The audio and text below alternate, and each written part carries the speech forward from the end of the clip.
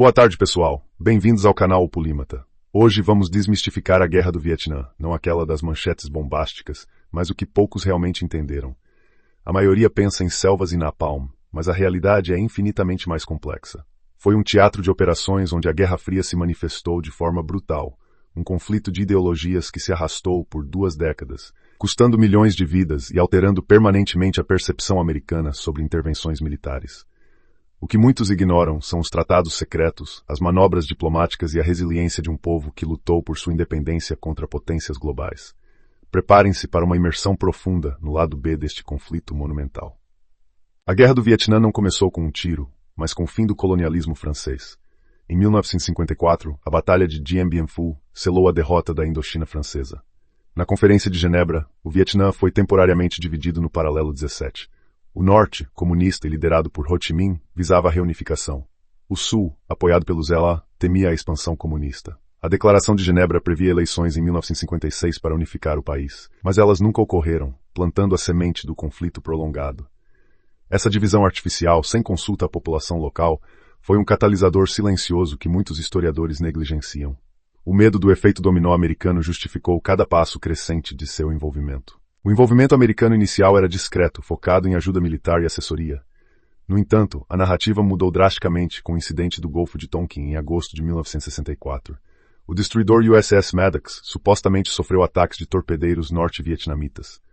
A resolução subsequente deu ao presidente Lyndon B. Johnson autorização para usar força militar sem declaração formal de guerra.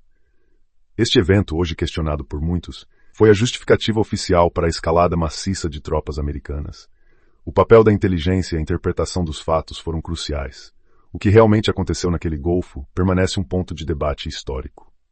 A guerra no Vietnã foi um laboratório para novas táticas e tecnologias militares.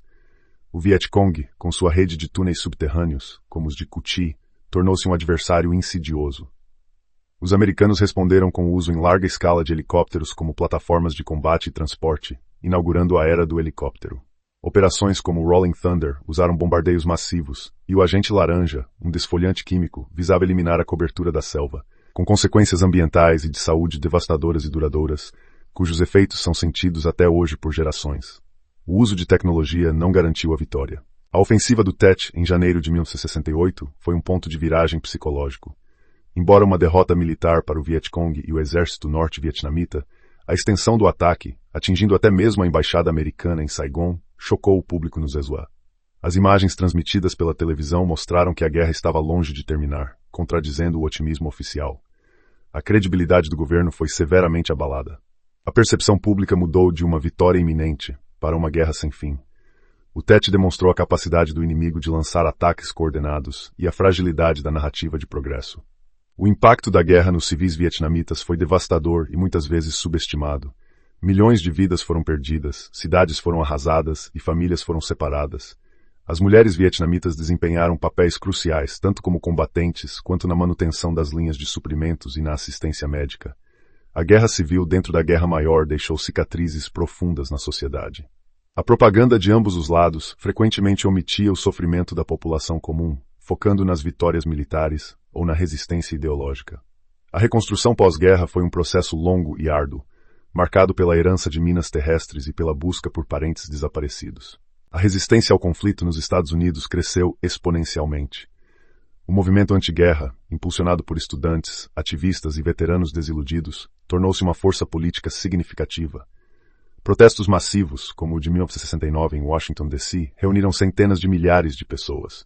A cobertura midiática intensa e as imagens gráficas da brutalidade da guerra, como o massacre de My Lai, 68, alimentaram o debate público.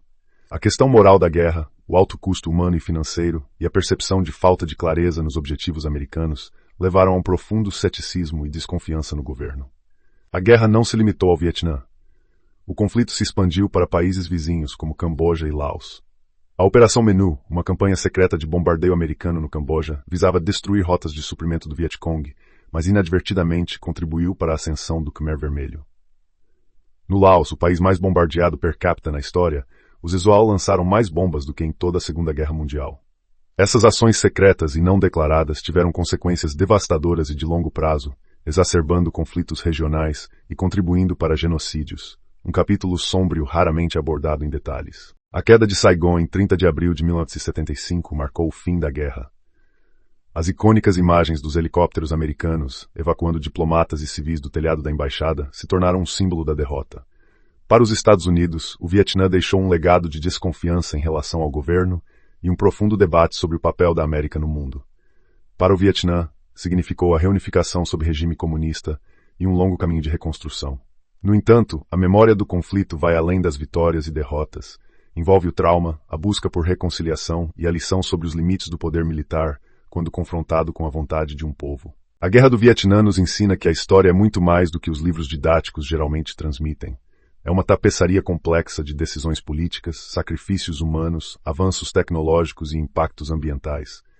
O que não nos contam frequentemente são as motivações ocultas, as consequências não intencionais e as experiências individuais que foram apagadas pela grande narrativa. Compreender esse conflito é entender as nuances da Guerra Fria, a fragilidade da paz e a resiliência humana. É um convite constante a questionar, a pesquisar e a buscar a verdade completa, pois a história, quando bem contada, é a nossa melhor arma contra a repetição de erros passados.